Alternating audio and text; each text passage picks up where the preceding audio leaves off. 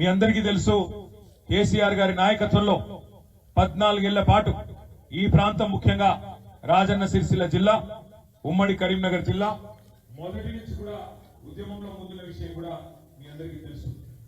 మీ అందరితో నా ప్రార్థన ఒకటే, ఇవాళ ఎవరు ఎన్ని కథలు చెప్పినా ఎన్ని మాటలు మాట్లాడినా ఇవాళ కేసీఆర్ గారి త్యాగాన్ని కేసీఆర్ గారి పోరాటాన్ని ఎన్ని రకాలుగా చిన్నగా చేసి చూపెట్టే ప్రయత్నం చేసినా తెలంగాణ రాష్ట్రం ఉన్నంత కాలం తెలంగాణ ప్రజలు ఎట్టి పరిస్థితుల్లో కూడా మన పార్టీ చేసిన పోరాటాన్ని మీరు చేసిన త్యాగాన్ని మరి తెలంగాణ పిల్లల బలిదానాన్ని ఎన్నటికీ మరవదు అనే మాట కూడా ఈ సందర్భంగా నేను మీకు విజ్ఞప్తి చేస్తా ఉన్నా.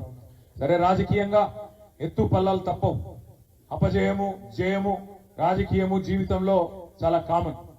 సరిగ్గా సంవత్సరం కిందట, ఈరోజు నవంబర్ 25, ఇంకొక 5 రోజులు అయితే సంవత్సరం కిందట డబ్బాల ఓట్లు పడే సందర్భం. ఆ రోజు కాంగ్రెస్ పార్టీ నాయకులు ఎన్ని కథలు చెప్పినరో నాకంటే బాగా మీకే తెలుసు.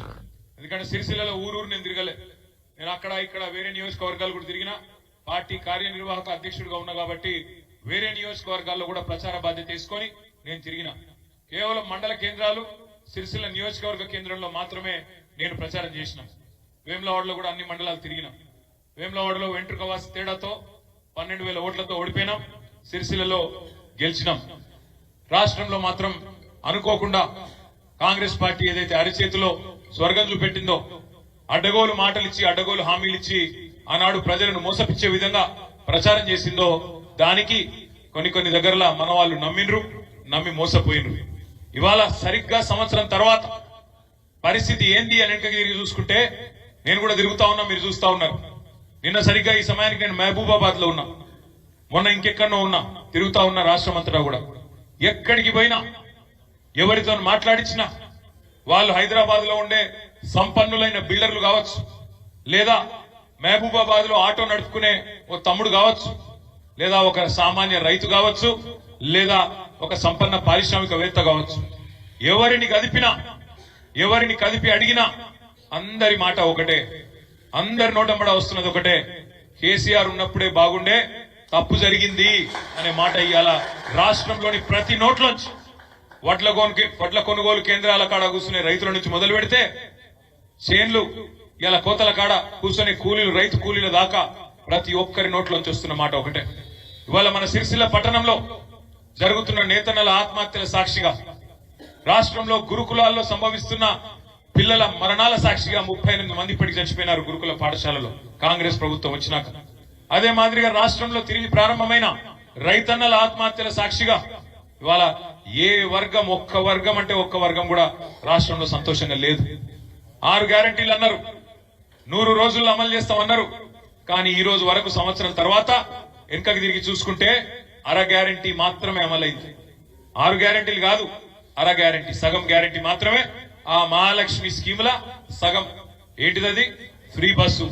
ఇక ఫ్రీ బస్సు అందం చెప్పరాదు, నేను చెప్తే మళ్ళా నా మీద కూడా కేసు పెడతాడు. ఇక ముఖ్యమంత్రి నన్ను ఎట్లా పట్టుకోవన్నా, ఎట్లా పెట్టాలని నన్ను చూస్తున్నాడు. పెట్టుకుంటాడు, పర్వాలేదు. మీలాంటి తమ్ముళ్ళు, మీలాంటి అక్కలు చెల్లెలు అన్నలు ఉన్నంత కాలం నేను ఎవరికి భయపడ.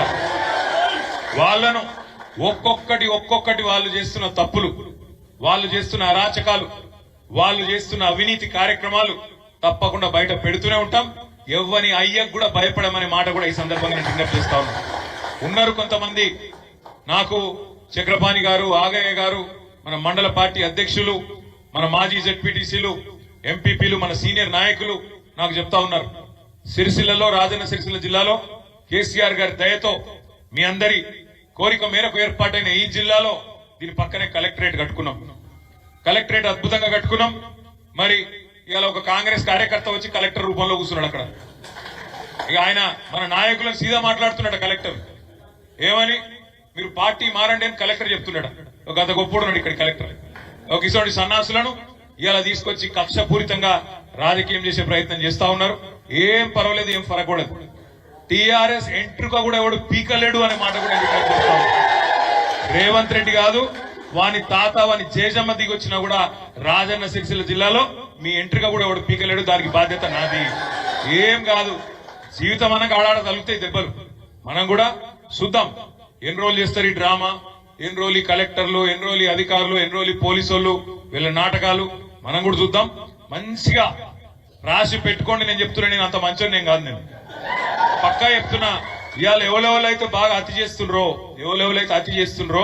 ఎవరెవరైతే కాంగ్రెస్ కార్యకర్తల్లాగా ఓవర్ యాక్షన్ చేస్తుండ్రో వాళ్ళకి నేను చెప్తున్నా, దీనికి వడ్డీతో సహా ఇచ్చే బాధ్యత నాది.